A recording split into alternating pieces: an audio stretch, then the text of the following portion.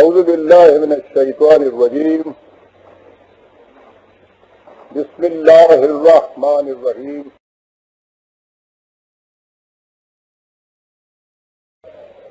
دمادم نقش ہائے تازہ ریزد بیک صورت قرار زندگی نیز اگر ان روز تو تصویر دو شخص بخاکے تو شرار زندگی میں حضور نے جو فرمایا تھا من استوى یومہ فہو مغبون، جس شخص کا آج اس کے گزشتہ کل سے زیادہ حسین نہیں وہ نقصان میں۔ رفیقان محترم، سلام و رحمت۔ مقام ہزار تشکر و امتنان ہے کہ سرمستان بادہ فرقانی سال بھر کی مفارقت کے بعد آج پھر انجمن آرائے بزم قرآنی ہو رہے ہیں۔ یوں تو اگر غالب کے الفاظ میں شب ہائے ہجر کو بھی حساب میں رکھا جائے تو سال بھر کی یہ مدت بڑی طویل اور وجہ کاہش جاں ہوتی ہے، لیکن انتظار کی صبر آزماک گھڑیوں کے بعد کی ملاقات بھی اپنے اندر ایک جداگانہ لذت رکھتی ہے۔ ندیم قاسمی کے الفاظ میں میں جب بھی تو اس سے ملا جیسے پہلی بار ملا، بڑا سرور ملاقات گاہ گاہ میں ہے۔ حقیقت یہ ہے کہ جس وقت سے آپ کے اس حسین و سادہ و رنگین اجتماع کی تجاویز کاشانہ فکر سے ابھرنی شروع ہوتی ہیں، میرے حجلہ تصور کے دیدہ یعقوب میں عجیب انداز کی یوسف سامانیاں عطر بیز اور نور پاش ہونے لگ جاتی، اور میرے منتظر بہار چمن آرزو کی ہوا کے دوش پہ آتی ہے دور کی خوشبو، پرانی یادوں سے دیوار و در مہک اٹھے، اور آپ پیکران خلوص و محبت کے قدموں کی آہٹ نوید جاں فضا کی قاصد اور نشید جاں نواز کی پیغام بن کر فردوس گوش بنتی ہے، تو یہاں کی ساری فضا میں مسرتیں ناچنے لگتی ہیں، اور اس کے بعد آپ کی آمد بس یوں کہیے چمن میں رقص کرتے جب تیرے آشفتہ سر آئے، گلوں کا ذکر کیا کانٹوں کے چہرے بھی نکھار آئے۔ آباد رہیں وہ راہیں جن کے ذرات آپ کے نقوش قدم کی تابانیوں سے ہر رہرو وادی شوق کے لیے نشان منزل بنتے ہیں، اور سرشار رہیں وہ فضائیں جن میں آپ کے نفخائے حیات آفرین تحلیل ہو کر ہر ماماندہ سفر کے لیے ولولائے تازہ کے نصیب قرار پاتے ہیں۔ خدا آپ کے جذبہ عشق کی انقلاب انگیزیوں کو برق آمیز توانائیاں عطا فرمائے کہ انہی سے اس عہد خدا فراموش و خود فروش کی ظلمتوں کے سینے چاک ہوتے ہیں۔ ہم رہان وادی شوق للہ الحمد کہ ہم بے سر و سامانوں کے قافلہ خاموش پانے عامل جذب و انہماک سے سرگرم سفر رہتے ہوئے ایک سال کی مزید مسافت بڑے سکون و اطمینان سے طے کر لی۔ یہ سال پاکستان کے لیے ہی نہیں، تمام اقوام عالم کے لیے عجیب ہنگامہ خیزیوں اور شورش انگیزیوں کا سال رہا۔ ایسا نظر آتا تھا کہ تاریخ انسانیت کے 6000 سالہ ہنگامے جو فضا کی سرمائی چادریں اوڑھے ساکت و صامت نحو خواب تھے، زمانے کے تقاضوں کے سورہ اسرافیل سے یک بیک بیدار ہو کر من کل حدب ینسلون فضا کی تہنائیوں سے فرش زمین پر آن اترے ہیں اور آتشی عفارید کی طرح چیختے چلاتے دھاڑتے غراتے اطراف عالم میں پھیل گئے ہیں، اور یہ سیلاب جہاں آشوب کسی کے تھامے نہیں تھمتا۔ جلسے، جلوس، احتجاجات، مظاہرات، الزام تراشیاں، دشنام ترازیاں، خشت باریاں، آتش زنیاں، خون ریزیاں، غارت گریاں، پتھراؤ، گھیراؤ، غرضے کے کون سا جناتی حربہ تھا جو قصر آئین و قوانین کی بنیادوں تک پھیلا دینے اور شجر تہذیب و تمدن کو جڑ سے اکھیڑ دینے کے لیے اختیار نہ کیا گیا ہو۔ یہ آگ چونکہ عالم سوز تھی، اس لیے خطہ پاکستان اس سے کس طرح محفوظ رہ سکتا تھا، یہ بھی اس کی لپیٹ میں آیا اور بری طرح آیا۔ لیکن للہ الحمد کہ ہمارا یہ مختصر سا کاروان جذب و مستی ان ہنگامہ خیزیوں سے یکسر محفوظ رہا، اور کہیں سے اس قسم کی کوئی خبر موصول نہیں ہوئی کہ بزم آئے طلوع اسلام کے کسی رکن نے ان ہنگاموں میں کسی قسم کا بھی حصہ لیا ہو۔ میں سمجھتا ہوں کہ یہ قرآنی تعلیم کا اعجاز ہے جو اس قسم کی عالمگیر شورشوں میں بھی دماغی توازن کھونے نہیں دیتا۔ در جنوں از خود نہ رفتن کارے ہر دیوانہ نے۔ مبدأ فیض کی یہ کتنی عظیم کرم گستری ہے کہ ہمارا یہ کاروان شوق جس سکوت و سکون سے گزشتہ 30 سال سے اپنی منزلیں طے کرتا چلا آ رہا تھا، وہ ان آندھیوں اور جھکڑوں کے طوفان میں بھی اسی سکوت و سکون سے نحو احترام رہا۔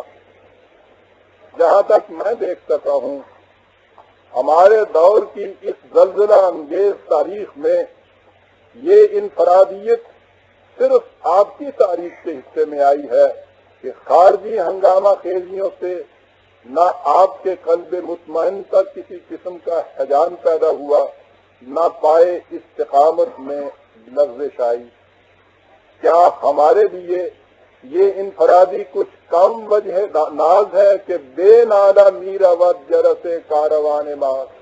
میں عزیزان من اس قدر شدت اشتعال میں آپ کے اس ضبط خویش اور انتہائی خروش میں پاسداری گریباں پر آپ کو جس قدر بھی مستحق کے مبارکباد قرار دوں کم ہے۔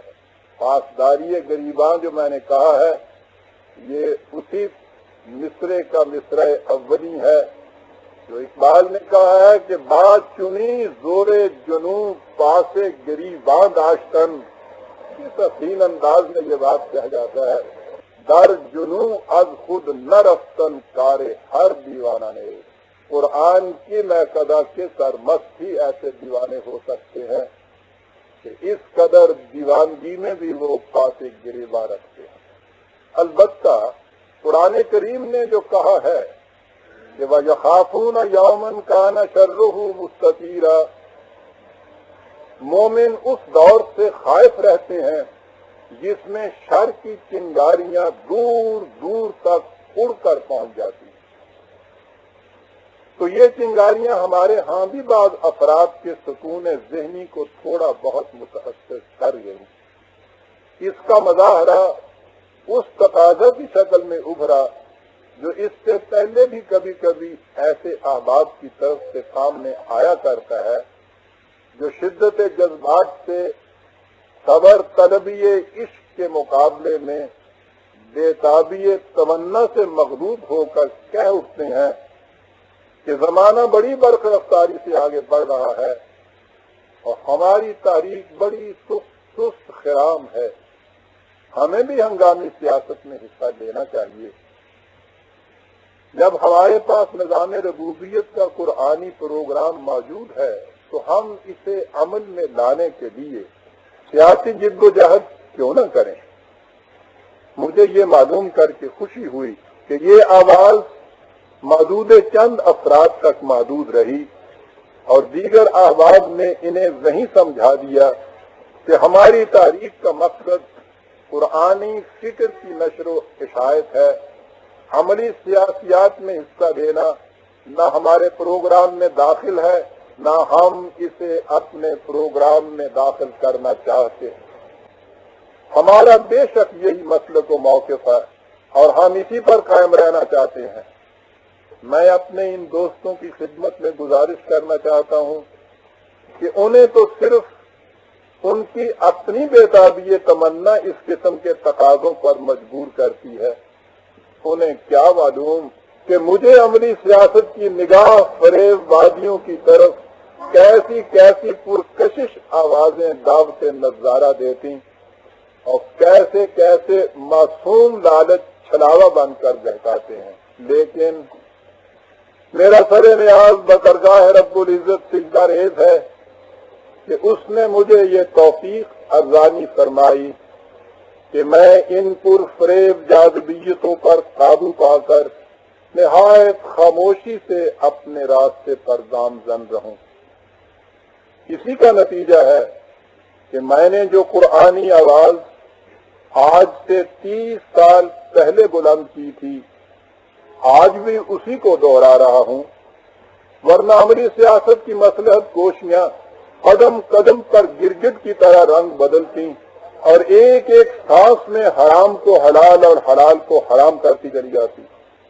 اپنے دعویٰ کی صداقت پر یقین محکم اور اس کے حصول کے لیے جو راستہ اختیار کیا جائے اس پر استقامت، یہی قرآن کی روح سے وہ روش ہے جو انسان کو منزل مراد تک پہنچا سکتی ہے۔ ان الذین قالوا ربنا اللہ ثم استقاموا تتنزل علیہم الملائکہ، وہ لوگ جو قلب و دماغ کے پورے اطمینان کے ساتھ کہتے ہیں کہ ہمارا رب اللہ ہے اور پھر اپنے اس دعوے پر مستقل مزاجی سے کھڑے رہتے ہیں، یہی وہ صاحبان ثبات و یقین ہیں جن پر ملائکہ کا نزول ہوتا ہے۔ اللہ تخافوا ولا تحزنوا وابشروا بالجنۃ التی کنتم توعدون، یہ کہتے ہوئے کہ تم نہ کسی قسم کا خوف کھاؤ نہ افسردہ خاطر ہو اور اس جنت کی بشارت ہم سے لو جس کا تم سے وعدہ کیا گیا ہے۔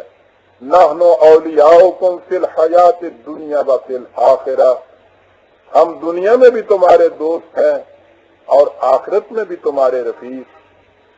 یہ تھی برادران گرامی قدر قرآن کی وہ اطمینان بخشیاں اور یقین افروزیاں جنہوں نے میرے پائے استقامت میں لغزش نہ آنے دی، اور میں این و آ سے بے خبر اس چراغ تہ داماں کی روشنی میں جانب منزل رواں دواں رہا، ورنہ راستے کے پری خانے چاہے بادل سے کم سحر آمیز نہ تھے، پاس ناموس عشق تھا، ورنہ پاس ناموس عشق تھا، ورنہ کتنے آنسو تلک تلک آئے۔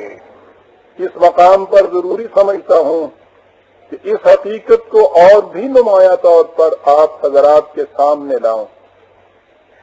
بزم طلوع اسلام کے دستور اساسی مطبوعہ مئی 1966 کی پہلی شق یہ ہے کہ بزم طلوع اسلام نہ کوئی سیاسی پارٹی ہے نہ مذہبی فرقہ، یہ ایک اجتماعی کوشش ہے اس قرآنی فکر کی نشر و اشاعت کے لیے جسے ادارہ طلوع اسلام کی طرف سے پیش کیا جاتا ہے۔ اس سے مقصود یہ ہے کہ اسلام میں جو غیر قرآنی تصورات شامل ہو گئے ہیں انہیں الگ کر کے پھر سے اس نظام کی تشکیل کے لیے فضا سازگار بنائی جائے جو عہد محمد الرسول اللہ والذین معہ میں قائم ہوا تھا۔ شق اول کا اتنا حصہ ہمارے نصب العین کو متعین کرتا ہے اس کا بقایا حصہ اس نصب العین کے حصول کا طریق بتاتا ہے۔ اس کے الفاظ یہ ہیں کہ اس فکر کی نشر و اشاعت کے لیے نہایت پرامن طریق اختیار کیا جائے گا۔ مثلاً ماہنامہ طلوع اسلام ادارہ کی طرف سے شائع ہونے والے پیمفلٹ اور کتابیں، پرویز صاحب کا درس قرآن کریم اور ان کی تقاریر جو بزموں کے زیر اہتمام مختلف تقاریب پر کی جائیں، سنجیدہ انداز میں گفتگویں جن میں بحث و جدل کا انداز نہ ہو، اور اس کے بعد ہے کہ اگر مقامی طور پر کسی اور طریق کو بھی مؤثر سمجھا جائے تو ادارہ سے اس کی منظوری لینی ہوگی۔ اصولاً اسے سمجھ لینا چاہیے کہ اس مقصد کے لیے کوئی ایسا طریق اختیار نہیں کیا جائے گا جس میں کسی قسم کی ہنگامہ آرائی یا غوغا پروری پائی جائے۔ اور دستور اساسی کی شق دوم میں اس کی وضاحت کر دی گئی ہے کہ کوئی رکن کسی سیاسی پارٹی کا ممبر نہیں بن سکتا، کوئی رکن ایسی بات نہیں کرے گا جس سے فرقہ بندی، پارٹی بازی یا تفرقہ انگیزی کا شائبہ تک بھی پایا جائے، یا وہ پاکستان کی آئیڈیالوجی اور اس کے استحکام کے خلاف۔ میں مختلف بزموں کے نمائندوں سے درخواست کروں گا کہ وہ بزم کے اجلاس میں اس دستور اساسی کو اپنے سامنے رکھا کریں، اور اگر کوئی رکن اس مقصد اور اس کے حصول کے ان طریقوں سے ہٹ کر کوئی اور تجویز پیش کرنا چاہے تو انہیں یہ کہہ کر روک دیا جائے کہ یہ تجویز ہمارے دستور کی حدود سے باہر ہے۔ اس قسم کی تجاویز خواہ و بظاہر کتنی ہی منفعت بخش اور پرکشش کیوں نہ دکھائی دیں، تحریک کے لیے بڑی مضرت رساں ہوتی ہیں۔ وہ آپ کی توجہات کو اصل مقصد سے ہٹا کر دوسری طرف منتقل کر دیتی ہیں۔ نتیجہ اس کا یہ ہوتا ہے کہ اصل سکیم بروئے کار نہیں آتی اور اپنی منزل کی طرف بڑھنے کی رفتار سست ہو جاتی ہے۔ علاوہ بریں جب وحدت مقصد کے بجائے مختلف مقاصد آپ کے سامنے آنے شروع ہو جائیں تو اس سے لامحالہ اختلاف پیدا ہوگا، اور اختلاف کا نتیجہ انتشار اور خلفشار۔ یاد رکھیے، گاڑی ہمیشہ ٹریک پر چلتی ہے، ٹریک سے ادھر ادھر ہٹنے کا نتیجہ تباہی ہوتا ہے، اور دو کشتیوں میں پاؤں رکھنے والا تو کبھی ساحل مراد تک نہیں پہنچ سکتا۔ عزیز عالمان، اس سلسلے میں میں آپ کی توجہ ایک اور گوشے کی طرف بھی مبذول کرانا چاہتا ہوں۔ آپ کو یاد ہوگا کہ جب ادارہ ابھی کراچی میں تھا تو ایک اسکیم سامنے لائی گئی تھی کہ ہمیں اپنی ایک الگ بستی بسانی چاہیے جس میں نظام ربوبیت کو عملاً متشکل کیا جائے۔ اس زمانے میں اس اسکیم پر کافی غور و خوض کے بعد ہم اس نتیجے پر پہنچے تھے کہ اسکیم نہ صرف ناممکن العمل ہے بلکہ ایسا کوئی اقدام جس سے ہم باقی مسلمانوں سے الگ ایک گروہ متصور ہوں، قرآن کی روح سے شرک ہوگا اور ہماری تحریک کے لیے قبر کا گڑھا۔ اس لیے نہ صرف اس اسکیم ہی کی مخالفت کی گئی بلکہ سخت احتیاط برتی گئی کہ ہم سے کوئی ایسی حرکت سرزد نہ ہونے پائے جس میں گروہ بندی، فرقہ داری یا پارٹی سازی کا شائبہ تک بھی پایا جائے۔ یہ اسی شدت احتیاط کا نتیجہ ہے کہ جیسا کہ ابھی ناظم صاحب نے وضاحت کی ہے، ہم کنونشن کے اجتماعات تک میں نماز پڑھنے کا الگ انتظام بھی نہیں کرتے، طریق کی مساجد میں جا کر نمازیں پڑھتے ہیں۔ مجھے اس وقت اس اسکیم کی یاد اس لیے تازہ کرانی پڑی کہ اب بھی کہیں کہیں سے اس کی سزائے بعض گشت فضا میں ارتعاش پیدا کرنے کا موجب بن جاتی ہے، اور چونکہ جذباتی اپیل میں بڑی کشش ہوتی ہے اس لیے سادہ دل بندے اس قسم کی اسکیموں سے متاثر ہو جاتے ہیں، اور جب وہ دیکھتے ہیں کہ ہماری تاریخ اس قسم کی اسکیموں کو عمل میں نہیں لاتی تو اس پر بے عمل تاریخ ہونے کا الزام لگا دیا جاتا ہے۔ یوں اس قسم کی ناممکن العمل نظری بظاہر مقدس تجاویز آپ کی تحریک کی راہ میں کانٹے بن کر بکھر جاتی ہیں۔ بعض احباب یہ بھی کہتے ہیں کہ طلوع اسلامی دوستوں کو ایک دوسرے کے دکھ درد میں شریک اور شادی غمی میں شامل ہونا چاہیے۔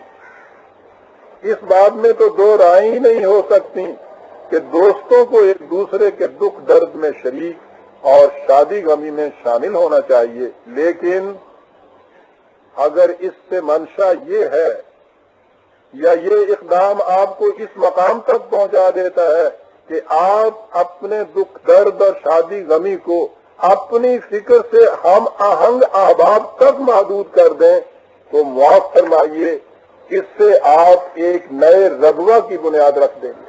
بڑا غور طلب ہے یہ مسئلہ برادران، بظاہر بڑا معصوم سا اور دلکش نظر آتا ہے، لیکن آپ دیکھیے کہ اس بیج سے وہ شجرۃ الزقوم پیدا ہوتا ہے جس کی جڑیں جہنم میں بتائی گئی ہیں۔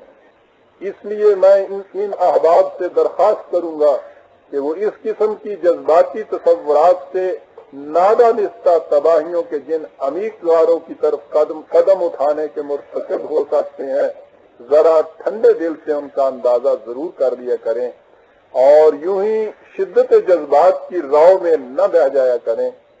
اور اصل تو یہ ہے، اور اسے بڑے غور سے سنیے گا عزیزان مان، کہ اصل تو یہ ہے کہ جذبات کی شدت میں بہ جانے والی ذہنیتیں قرآنی پروگرام میں فٹ بیٹھ ہی نہیں سکتی۔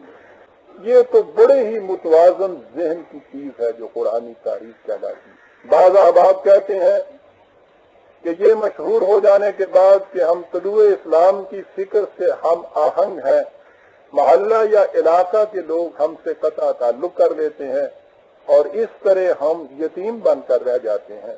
مجھے اس کا علم ہے، اور ملک کے بعض حصے تو ایسے ہیں جہاں یہ قطع تعلق انتہائی شدت اختیار کر جاتا ہے۔ غالباً سابقہ کنونشن میں محترم عبدالحکیم خان صاحب نے، جو مردان کے رہنے والے ہیں، اپنے واقعات سنائے تھے کہ وہاں اس قسم کے قطع تعلق کی شدت کہاں تک پہنچ جاتی ہے۔ مجھے اس کا علم ہے کہ ان علاقوں میں یہ قطع تعلق انتہائی شدت اختیار کر جاتا ہے، لیکن میں ان احباب کو ہمیشہ یہی مشورہ دیا کرتا ہوں کہ آپ اپنی سیرت اور اخلاق میں ایسی کشش پیدا کریں کہ محلہ یا علاقہ کے شریف النفس طبقہ کے دل میں آپ کی عزت اور احترام پیدا ہو جائے۔ اس سے آپ اپنے ماحول میں یتیم بن کر نہیں رہ جائیں گے۔ قرآن نے ایسے ہی مواقع کے لیے کہا تھا کہ لا تستوی الحسنۃ ولا السیئۃ ادفع بالتي هي احسن فاذا الذي بينك وبينه عداوة كأنه ولي حميم۔ برائی اور بھلائی دونوں کبھی برابر نہیں ہو سکتی۔ تم برائی کی مدافعت انتہائی بھلائی کے ساتھ کرو، تم دیکھو گے کہ اس سے تمہارے دشمن بھی جگری دوست بن جائیں گے۔ میں اپنے ان احباب سے عرض کروں گا کہ آپ قرآن کے اس نسخہ کو اپنے ہاں استعمال کر کے دیکھیں، اسے آپ یقیناً مفید اور کامیاب پائیں گے۔ ہمارے دستور اساسی کی شک دوم اسی حقیقت کی مظہر ہے۔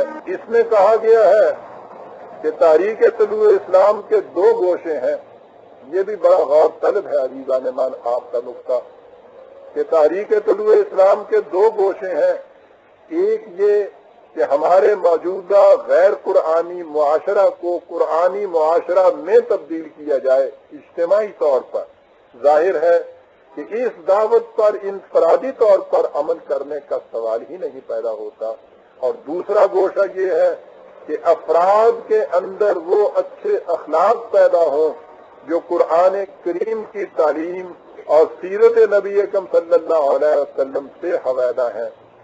بزم کے ہر رکن کو حد الامکان کوشش کرنی چاہیے کہ اس کی سیرت ان اخلاق کی آئینہ دار ہو۔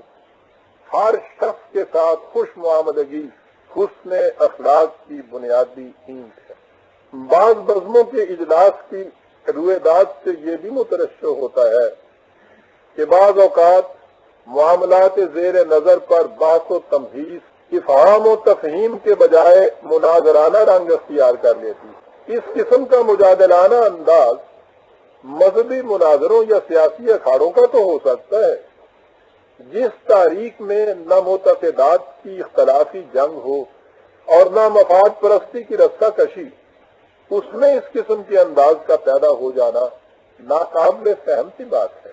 قرآن کریم نے اس قسم کے مجادلانہ انداز گفتگو کی وجہ بغیم بینہم بتائی ہے، یعنی ایک دوسرے پر چڑھ دوڑنے کا جذبہ، اور اسے مذہبی پیشوائیت کا شعار بتا کر اس کی سخت مذمت کی۔ قرآنی مجالس میں اس قسم کی ذہنیت یا جذبہ کبھی بے پیدا نہیں ہونا چاہیے۔ ذرا سوچئے کہ ہماری مجالس میں وہ کون سے ایسے مسائل زیر بحث آتے ہیں جن میں نوبت باہمی مجادلہ تک پہنچ جائے۔ ہم نے اپنی میٹنگ میں سوچنا صرف یہ ہوتا ہے کہ وہ کون سا طریق اختیار کیا جائے جس سے قرآنی فکر کی زیادہ سے زیادہ نشر و اشاعت ہو سکے۔ پھر اس میں کسی کے لیے کچھ لینے کا بھی سوال پیدا نہیں ہوتا۔ اس میں تو ہر ایک نے کچھ نہ کچھ دینا ہی ہوتا ہے۔ علاوہ بریں بزم میں مختلف عہدہ داریاں بھی نہیں ہوتی کہ سیاسی پارٹیوں کی طرح ان کے حصول کے لیے باہمی رقابت شروع ہو جائے۔ اس میں صرف ایک نمائندہ ہوتا ہے جس کے سر پر ذمہ داریوں کا بوجھ ہوتا ہے، اور وہ ان ذمہ داریوں کو دیگر اراکین کی طرح رضاکارانہ طور پر سر انجام دیتا ہے۔ اندری حالات رفیقان گرامی قدر، ہماری بزم کے اجلاس ہوں یا ان سے باہر باہمی معاملات، ہمارے آپس کے تعلقات انتہائی یگانگت، محبت، اخلاص اور مودت کے ہونے چاہیے۔ ہم ایک دوسرے سے خندہ پیشانی سے ملیں، شیریں کلامی سے گفتگو کریں اور قلبی یگانگت اور موانست سے رحماء بینہم کا عملی نمونہ پیش کریں۔ ہمارے دستور اساسی میں یہ شق بھی موجود ہے کہ جو صاحب بزم کا رکن بننا چاہیں ان کے متعلق علاوہ دیگر امور اس بات کا بھی اطمینان کر لینا چاہیے کہ وہ دیگر اراکین بزم کے ساتھ دلی رفاقت کا جذبہ رکھتے ہیں۔ اختلافی معاملات پر بحث و تمہیز کے وقت اس حقیقت کو ہمیشہ اپنے پیش نظر رکھنا چاہیے کہ مسئلے ضد سے الجھتے ہیں، سلجھ سکتے نہیں۔ تو ایسے وقت میں کرنا کیا چاہیے؟ وہ نہ سمجھیں گے تو اپنے آپ کو سمجھاؤں گا۔ جہاں تک فیصلوں کا تعلق ہے، آپ کے دستور اساسی میں یہ فکر بھی موجود ہے کہ نمائندے کے لیے ضروری ہوگا کہ وہ فیصلہ طلب امور میں اراکین بزم سے مشورہ کرے، لیکن ہر معاملہ میں آخری فیصلہ نمائندے کا ہوگا اور اراکین بزم پر اس کی پابندی شرط رکنیت۔ جو رکن اس کی پابندی نہیں کرتا یا کرنا نہیں چاہتا وہ بزم کا رکن نہیں رہ سکتا۔ جسے خود اپنے اقرار نامے کا پاس نہ ہو وہ قرآنی رہنمائی سے کس طرح بہرحجاب ہو سکتا ہے؟ مومنین کی تو قرآن نے خصوصیت یہ بتائی ہے کہ ہم لأماناتہم وعہدہم راعون، وہ اپنی امانات اور معاہدات کی بڑی نگہداشت کرتے۔ راستہ کی ان خطرناک گھاٹیوں کی نشاندہی کرانے کے بعد رفقائے محترم، یہ احساس میرے دل کی گہرائیوں سے ابھرتا ہے کہ میں آپ کی ان مسائی جمیلہ کے لیے آپ کی خدمت میں ہدیہ تبریک و تہنیت پیش کروں جو آپ کی طرف سے سال بھر میں قرآنی فکر کی نشر و اشاعت کے سلسلے میں ظہور میں آئی ہے۔ جیسا کہ سب کو معلوم ہے، ہماری تاریخ سرمایہ داروں کی تاریخ نہیں، نہ ہی اسے کہیں سے کوئی امداد ملتی ہے۔ جو تاریخ ہر غلط بات کو غلط کہہ دے اور لگی لپٹی بغیر پکار کر کہہ دے، اسے اس زمانے میں امداد مل کہاں سے سکتی؟ ہماری تاریخ سے وابستہ حضرات اس طبقہ سے متعلق ہیں جسے عرف عام میں متوسط یا سفید پوشوں کا طبقہ کہا جاتا ہے، لیکن اس زمانے میں دیانت دارانہ زندگی بسر کرنے والوں کی آمدنی کی محدودیت اور اشیاء صرف کی ہوش ربا گرانی نے اس طبقہ کو قریب قریب ختم کر دیا ہے۔ اب ملک میں عملاً دو ہی طبقے رہ گئے ہیں، اوپر کا طبقہ جو ان چند گھرانوں پر مشتمل ہے جن میں دولت امٹ کر آ گئی ہے، اور نچلا طبقہ جو کسی نہ کسی طرح مرتے بھرتے زندگی کے دن گزار رہا ہے۔ ہماری تاریخ سے دلچسپی رکھنے والے اس دوسرے طبقے سے متعلق ہیں، اور قرآنی شہادت کے مطابق آسمانی انقلاب کی دعوت پر لبیک سب سے پہلے ہوتی بھی اسی طبقہ کی طرف سے، لہذا ہمارے ذرائع لامحدود کیسے ہو سکتے ہیں؟ حقیقت یہ ہے کہ یہ آپ کا جذبہ صادقہ اور قابل رشک ہمت ہے جو اس قدر حوصلہ شکن حالات میں بھی اپنا پیٹ کاٹ کر اس قرآنی دیے کے لیے تیل بتی کا انتظام کر رہے ہیں، اور یہی وجہ ہے کہ آپ احباب کے اس ایثار کی میرے دل میں بڑی قدر ہے اور میزان خداوندی میں اس کا بڑا وزن ہے۔ اللہ تعالیٰ آپ کی ہمتوں میں مزید برکت عطا فرمائے۔ قرآن کے پیغام انقلاب آور کی نشر و اشاعت کے لیے آپ کی سال ہا سال کی نہایت خاموش اور بظاہر بڑی سست خرام جد و جہد نے کیا نتائج پیدا کیے ہیں، اس کا تصور ہم خود بمشکل کر سکتے ہیں، اس لیے کہ ہم پانی کے اندر غوطہ زن ہیں، اس لیے اس کا اندازہ نہیں لگا سکتے کہ ہم کہاں سے کہاں پہنچ چکے ہیں۔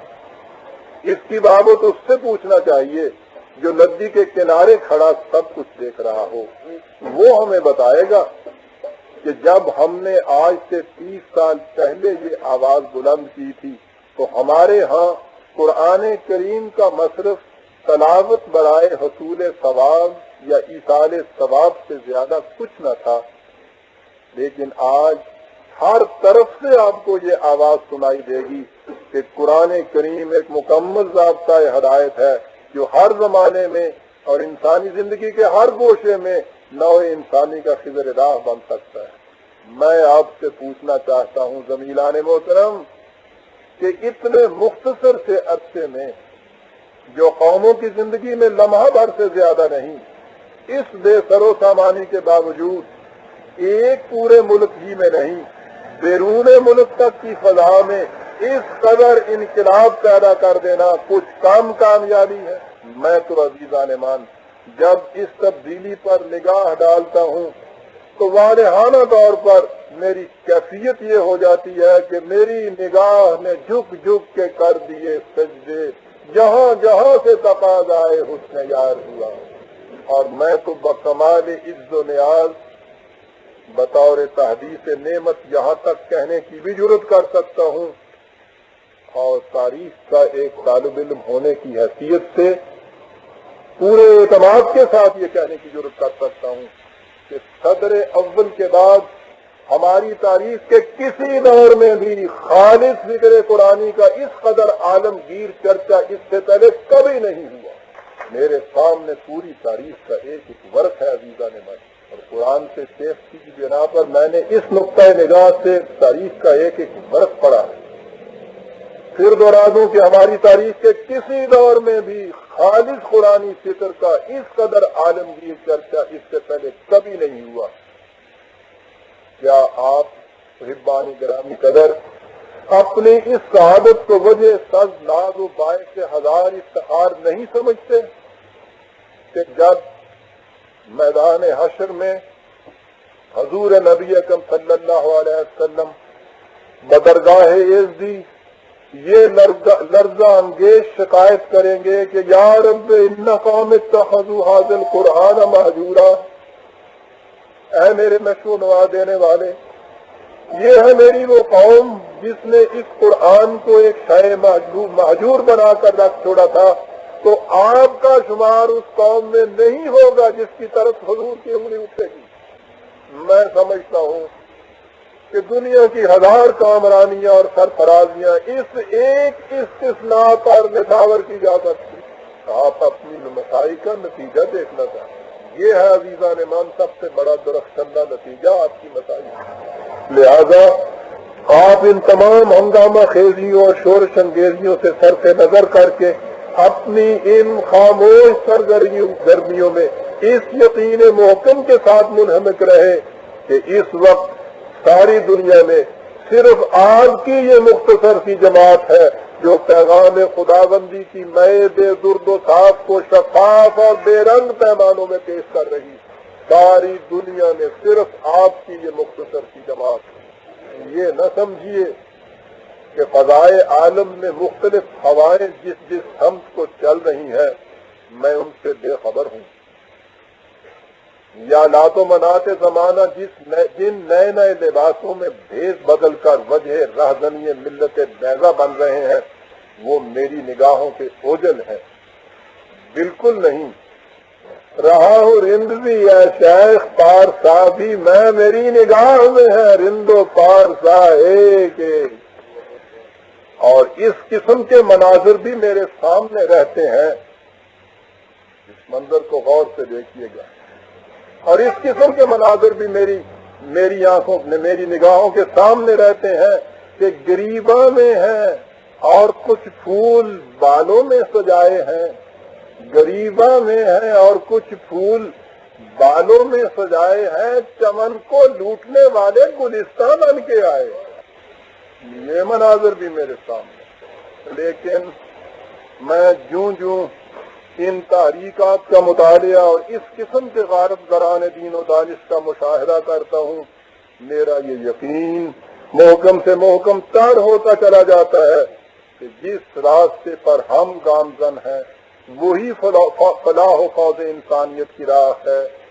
اور یہی وہ یقین محکم ہے جس کی بنا پر میں آپ احباب سے گزارش کروں گا کہ آپ اپنی مسائی کو نہ صرف بحال رکھیں بلکہ انہیں اور بھی تیز کر دیں. بالخصوص اس لیے کہ مذہبی پیشوائیت کی حرکت مذبوحی سے فضا میں جو تقدر اور انتشار پیدا ہو رہا ہے اس سے نوجوان تعلیم یافتہ طبقہ مذہب کی طرف سے اور بھی زیادہ متنفر ہوتا چلا جا رہا ہے. اور چونکہ صحیح اسلام جو قرآن کے اندر ہے ان کے سامنے لایا نہیں جا رہا اس لیے ڈر ہے کہ جس طرح مغربی ممالک میں ہوا ہے یہ طبقہ کہیں دہریت کے آغوش میں نہ چلا جائے. بنابراین آپ احباب کی ذمہ داری اس وقت اور بھی زیادہ شدید ہو گئی ہے. اس وقت ذرا سی سہل انگاری نامعلوم منزل کو کتنی دور لے جائے. افسردگی یہ سوختہ جانا ہے قہر میر. افسردگی یہ سوختہ جانا ہے قہر میر. دامن کو ٹک ہلا کہ بجھی ہے دلوں کی آگ. گزشتہ کنونشن پر آپ حضرات نے ایک عزم کیا جو بفضل عزتی بڑا ہی راسخ ثابت ہوا. آپ نے طے کیا تھا کہ طلوع اسلام کالج کے قیام کے سلسلے میں خصوصی کوششوں سے کام لیا جائے گا اور جب تک یہ اسکیم پایہ تکمیل تک نہیں پہنچے گی آپ اطمینان سے نہیں سوئیں گے. آپ کے اسی عزم بلند کا نتیجہ تھا کہ اس اسکیم نے ایک نئی کروٹ بدلی اور اس ایک سال میں اس سے ایسے تحیر انگیز نتائج برآمد ہوئے جن کا ہم تصور بھی نہیں کر سکتے تھے. تفصیل ان امور کی محترم سیکرٹری صاحب قرآنک ایجوکیشن سوسائٹی اپنی رپورٹ میں آپ کے سامنے پیش کریں گے. آپ کی ان مسائل جمیلہ اور ان کے اس قدر درخشندہ نتائج نے میری عمر کس قدر بڑھا دی ہے میں اس کا تذکرہ نہیں کرنا چاہتا کیونکہ اس سے میری ذات درمیان میں آ جاتی ہے. میں صرف یہ عرض کرنا چاہتا ہوں کہ میرے تصور کی درسگاہ کا قیام وقت کی ایک اشد ضرورت پوری کرنے کا نہایت اہم ذریعہ ہے. ایسا اہم کہ اس کے بغیر وقت کا وہ تقاضا جس کی طرف میں نے اوپر اشارہ کیا ہے، کسی طرح پورا نہیں ہو سکتا۔ عزیزان من، وقت کا دھارا بڑی تیزی سے بہہ رہا ہے۔ وہ انقلابات جو اس سے پہلے کئی صدیوں میں جا کر رونما ہوا کرتے تھے، اب شب و روز کا کھیل بن کر رہ گئے ہیں۔ علامہ اقبال کے الفاظ میں، جہاں اس قدر دیگر گوں اور ستاروں کی گردش ایسی تیز ہو رہی ہے اور دل ہر ذرہ میں غوغائے رفتہ خیز اس شدت سے ہنگامہ خیز ہے کہ بڑے بڑے مدبر کی دور رس نگاہ بھی یہ نہیں دیکھ سکتی کہ کل کیا ہوگا۔ تغیرات آندھیوں کی طرح آ رہے اور جھکڑوں کی طرح جا رہے ہیں۔ یہ انقلاب آفرینیاں اس قدر عالمگیر ہیں کہ دنیا کا کوئی خطہ بھی ان کی ضبط سے محفوظ نہیں۔ خود ہمارے ہاں دیکھیے کہ اس طرح انگیز فسادات کے ہوش فراموش جناتی رقص نے کس طرح ملک کے امن و سکون کو نظر آتش کر دیا۔ یہ شعلے اب بھی بجھے نہیں، محض وقت کی خاکستر کے نیچے دب گئے ہیں۔ یہ رقص در حقیقت آئینہ ہے اس تصادم کا جو اس وقت قدیم اور جدید میں ہر جگہ برپا ہے۔ صاف نظر آتا ہے کہ زمانے کے انداز بدلے گئے، نیا راز ہے، ساز بدلے گئے، پرانی سیاست گری خار ہے، زمین میر و سلطان سے بیزار ہے، قدامت پرستی کا دور ختم ہو چکا ہے۔ اس کے بظاہر ایسے ایسے بڑے شاہ بلوط اس جھکڑ کے سامنے ٹھہر نہیں سکتے، وہ ان عالمگیر طوفانوں کا مقابلہ کر نہیں سکتے۔ فطرت کا یہ اٹل قانون ہے کہ جو شے زمانے کے بڑھتے ہوئے تقاضوں کا ساتھ نہیں دے سکتی، زمانے کے تقاضے اسے حرف غلط کی طرح مٹا دیتے ہیں۔ یہی ہوتا چلا آیا ہے، یہی اب ہو کر رہے گا۔ لیکن اس طرح کے بے ہنگم تصادم سے ہوتا یہ ہے کہ جو درخت جڑ سے اکھڑتا ہے وہ زمین میں گڑا پیچھے چھوڑ آتا ہے، اس کی جگہ پر کرنے کے لیے کوئی نیا پودا وہاں نہیں اگتا۔ یہ اس لیے کہ جسے ہم جدید کہتے ہیں وہ صرف قدامت پرستی کے جمود کا رد عمل ہوتا ہے۔ غلط کی جگہ صحیح اور باطل کی جگہ حق لانے کا تعمیری منصوبہ نہیں ہوتا۔ اس وقت آپ دیکھیے، جدید کے پاس شورشیں ہیں، ہنگامے ہیں، تخریب ہے، فسادات ہیں، لیکن اس کے پاس غلط اور صحیح کا کوئی مستقل معیار نہیں۔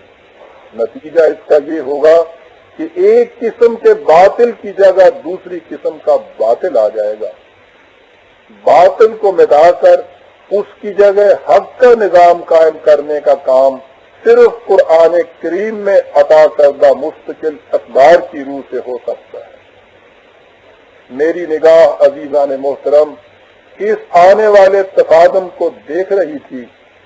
اسی کے لیے میں نے قرآنی فکر کی تاریخ کی بنیاد رکھی تھی کہ اگر ہم اس تصادم کے پیدا کردہ خلا کو عالمگیر حیثیت سے پور نہ بھی کر سکے تو کم از کم ایک خطہ زمین تو ایسا ہو جسے ہم زمانے کی ان تلاطم انگیزیوں میں کشتی انسانیت کے لیے روشنی کا مینار بنا سکیں۔ اس تاریخ کی ایک اہم کڑی ایک ایسی درسگاہ کا قیام ہے جس میں ہم اس قسم کے نوجوان طالب علم تیار کر سکیں جن کے متعلق خدا نے کہا ہے کہ وَجَعَلْنَا لَهُ نُورًا يَمْشِي بِهِ فِي النَّاسِ۔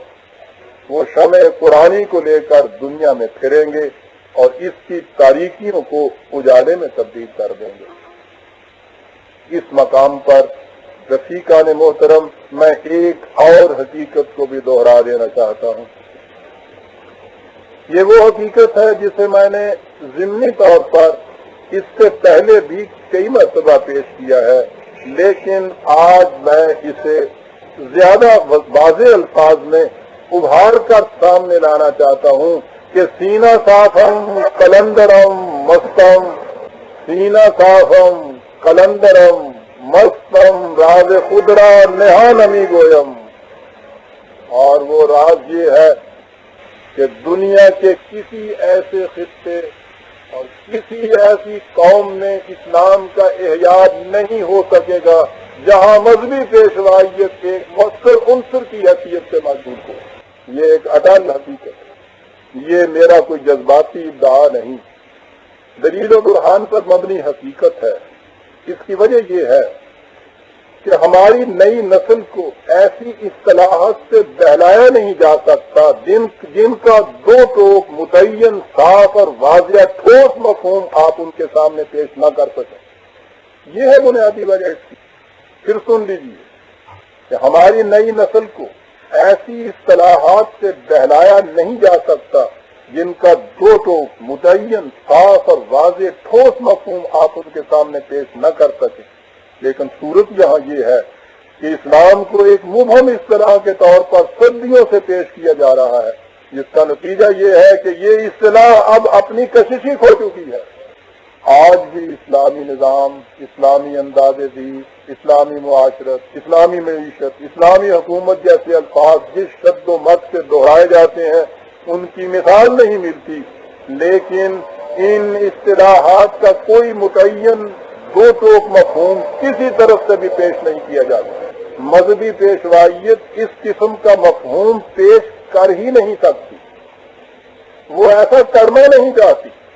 اس لیے کہ یہ لوگ بالمقصد ایسی پوزیشن رکھنا چاہتے ہیں جس میں جس وقت یہ کسی بات کو چاہیں اسلامی قرار دے دیں، جس وقت چاہیں اس کا خلاف اسلام ہونے کا فتویٰ صادر فرما دیں.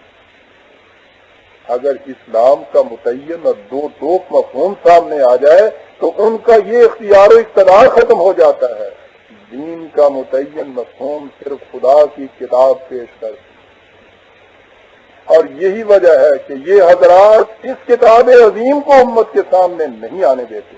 اب موجودہ تصادم میں یہ ہوگا کہ یہ حضرات کسی قسم کی مبہم اور غیر متعین باتوں سے نوجوانوں کو مطمئن کرنے کی کوشش کرتے رہیں گے، لیکن موجودہ دور کا ذہن ان بہلاؤں اور بہکاووں سے مطمئن نہیں ہو سکتا. اس لیے ہمارا نوجوان تعلیم یافتہ طبقہ مذہب سے درگشتہ ہوتا چلا جائے گا. انہیں سنبھالنے کا ایک ہی طریقہ ہے، اور وہ یہ کہ انہیں تعلیم اس قسم کی دی جائے جس سے دین کا متعین مفہوم، اس کا واضح مقصد، عرصہ حیات میں اس کا صحیح مقام اور اس کے نظام کے محسوس نتائج 2 اور 2 4 کی طرح ان کے سامنے آ جائیں. اس سے رفیقان گرامی قدر آپ اپنے مجوزہ کالج کی اہلیت کا اندازہ لگا سکتے ہیں، اور اس امر کا بھی کہ اس کے قیام میں تاخیر کس قدر ناقابل تلافی نقصان کا موجب ہوگی. بنابراین میری آپ سے التجا ہے کہ آپ اس مرتبہ یہاں سے اٹھیے تو جھولیاں لے کر شہر ب شہر، قریہ ب قریہ، کوچہ ب کوچہ، آستہ ب آستہ چل نکلیے اور واپس اس وقت لوٹیے جب آپ اس کالج کے افتتاح کا انتظام کرنے کے قابل ہو جائیں. عمر کے اس آخری حصے میں میری سحرگاہی دعائیں آپ کے ساتھ سامنے حال ہوں گی. آخر میں جس کے 2 دن ایک ہی جیسے گزر جائے وہ سخت نقصان میں رہا. 2 دن ایک ہی جیسے گزر جائے، اور جس کی کیفیت یہ ہو برادران عزیز، اس کے دل سے پوچھئے، اس کے جگر سے پوچھئے، آج جس کی منزل مقصود کل سے دور ہو اس کی کیفیت کیا ہو. حضور تو اس شخص کو جس کے 2 دن ایک جیسے گزر جائیں اسے کہہ رہے ہیں کہ وہ خسارے میں رہا، اور آج جس کی منزل مقصود کل سے دور ہو اس کی کیفیت دنیا کے اندر کیا ہو. زندگی کی کیفیتیں 2 ہی ہیں، یا آگے بڑھنا یا پیچھے ہٹنا. جسے جمود یا ایک مقام پر کھڑے رہنا سمجھا جاتا ہے وہ در حقیقت ردیت قادری ہوتی ہے. اس لیے کہ اس اثناء میں زمانہ آگے بڑھ چکا ہوتا ہے اور آپ اپنے مقام پر کھڑے رہ کر صفِ زمانہ سے پیچھے رہ گئے ہوتے ہیں. ایک مقام پر جامد مردہ رہتا ہے، زندہ انسان ایک مقام پر نہیں رہ سکتا، یا وہ آگے بڑھے گا یا وہ پیچھے ہٹے گا. بنابراین رفیقان محترم، آپ جب یہاں جمع ہوں تو آپ کو اس امر کا جائزہ لینا ہوگا، جائزہ لینا اور اپنا محاسبہ کرنا چاہیے کہ آپ کا قدم سال گزشتہ کے مقابلے میں آگے بڑھا ہے یا نہیں۔ اگر آگے بڑھا ہے تو آپ کا شمار زندوں میں ہوگا، ورنہ ہم نفس شماری کو زندگی سمجھ کر اپنے آپ کو دھوکے میں رکھیں گے۔ خدا کرے کہ ہم خود فریبی کے اس ابلیسی پھندے میں گرفتار نہ ہو جائیں۔ اسے اچھی طرح سمجھ رکھیے کہ حیات ذوق سفر کے سوا کچھ اور نہیں، اور آپ کی منزل تو ابھی بہت دور ہے، بہت دور۔ ابھی گرانی سب میں کمی نہیں آئی، نجات دیدہ و دل کی گھڑی نہیں آئی، بڑے چلو کہ وہ منزل ابھی نہیں آئی۔ والسلام علیکم برادران۔